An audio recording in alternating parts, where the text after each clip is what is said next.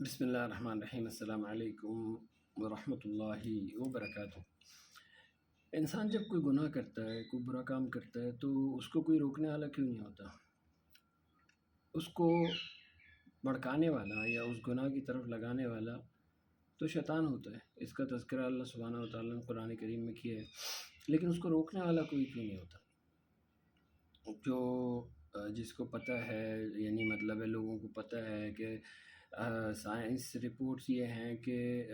شراب پینے والی کا لیور فیل ہو جاتا ہے، اس کے باوجود بھی لوگ پیتے ہیں، ان کو کوئی روک تک، یعنی مطلب جیسے آپ کو ایک غیبی طاقت ہے جو وسوسہ ڈال کے آپ کے سینے میں وسوسہ ڈال کے قرآن کے مطابق وہ آپ کو راہ راست سے بھٹکا دیتی ہے، یعنی گناہ کی طرف لے جاتی ہے۔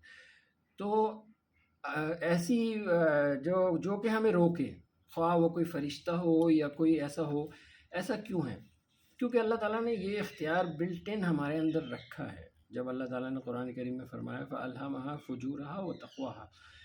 کوئی بھی انسان اس کی جبلت میں جو برائی ہے وہ برائی ہی ہے، اور جو اچھائی ہے وہ اچھائی ہے، اس کو نہیں بدل سکتا انسان، اس فنکشن کو، اس چیز کو۔ ہاں، لیکن جب وہ اپنے اندر کی مثال کے طور پہ اس کو پتہ ہے کہ وہ بھیک مانگنا بری بات ہے، لیکن وہ مانگے جا رہا ہے، مانگے جا رہا ہے، مانگے جا رہا ہے، تو بس پھر وہ اس کے اوپر وہ چیز لاک ہو جاتی ہے، کیونکہ وہ جس راہ پہ چلنا چاہ رہا ہوتا ہے پھر اللہ تعالیٰ اس کو اسی راہ پہ پکا کر دیتا ہے۔ روکتا کوئی بھی نہیں یہاں پہ، ہم نے رکنا اپنی مرضی سے، جو ہمیں یہ روح ہے، اس میں ہمارا نفس ہے، اس میں ہمارا ضمیر ہے، اس میں ہمارا یہ دل ہے جو اللہ کا گھر ہے، یہ ساری چیزوں کو آپ نے فنکشن میں لا کے صحیح اختیارات کر کے آپ نے آنکھیں کھول کے یہ دیکھنا ہے کہ کیا صحیح ہے کیا غلط ہے۔ جو چیز آپ کے دل کو غلط لگے وہ غلط ہے، جو چیز آپ کے دل کو ٹھیک لگے اور آپ لوگوں کے سامنے مجمع میں کر سکیں وہ ٹھیک ہے۔ نماز پڑھ سکتے ہیں آپ مجمع میں، کہیں بھی روڈ پہ مصلی بچھا کے آپ نماز پڑھ لیں، ٹھیک بات ہے، لیکن آپ بدکاری نہیں کر سکتے، اس کے لیے لازم آپ کو کہیں نہ کہیں چھپنا پڑتا ہے۔ آپ کو معلوم ہے طبعی طور پہ، فطری طور پہ، انسانی طور پہ، شرعی طور پہ، معاشرتی طور پہ آپ کو اس بات کا ادراک ہے کہ مجھے یہ کام چھپ کے کرنا ہے، مجھے ڈرنک چھپ کے کرنا ہے، مجھے نشہ چھپ کے کرنا ہے، ٹھیک ہے، یا مجھے بدکاری چھپ کے کرنی ہے۔ لیکن تو اس کا مطلب ہے کہ جب آپ کو یہ ادراک ہے اور اس کے باوجود بھی یہ کر رہے ہیں تو پھر یہ حق بات آپ تک پہنچ گئی ہے، مگر آپ اس سے اعانت کر رہے ہیں، آپ اس سے منہ پھیر رہے ہیں۔ آپ کو پتہ چل گیا ہے کہ یہ کانڈ جو میں کر رہا ہوں، چاہے وہ کچھ بھی ہو، میں نے سب کی گنا دی، بار بار میں نام نہیں لینا چاہتا ان منحوس لعنتوں کا، یہ ان گناہوں میں سے جو بھی آپ جس گناہ کا بھی ارتکاب کر رہے ہو اس کے لیے آپ کو چھپنا پڑ رہا ہے۔ آپ کبھی کنڈی لگا کے کمرے میں نماز تو نہیں پڑھتے، وہ تو مسجد جا کے پڑھتے ہیں۔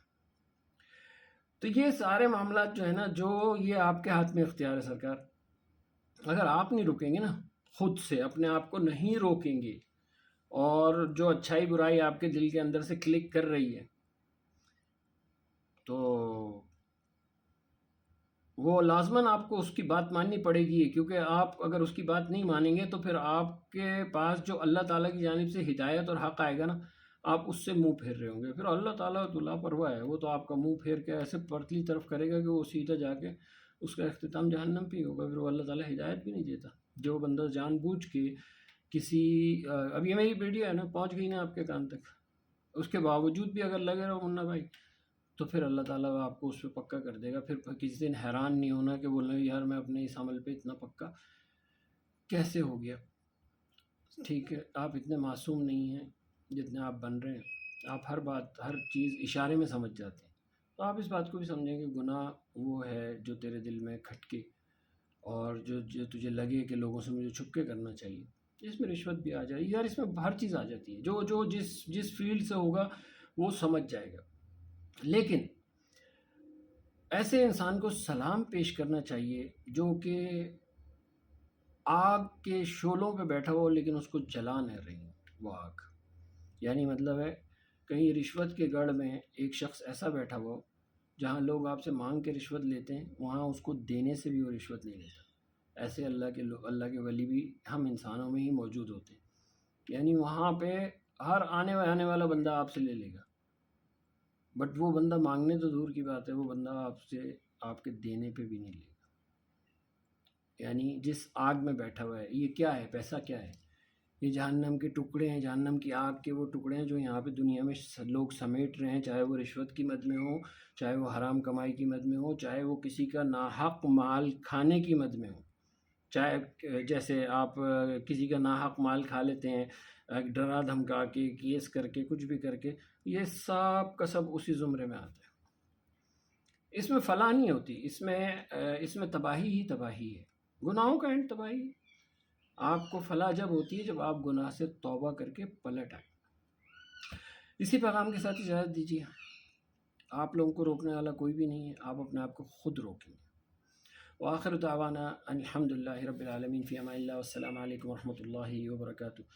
سبحان ربک رب العزة عما یصفون، وسلام علی المرسلین، والحمد للہ رب العالمین۔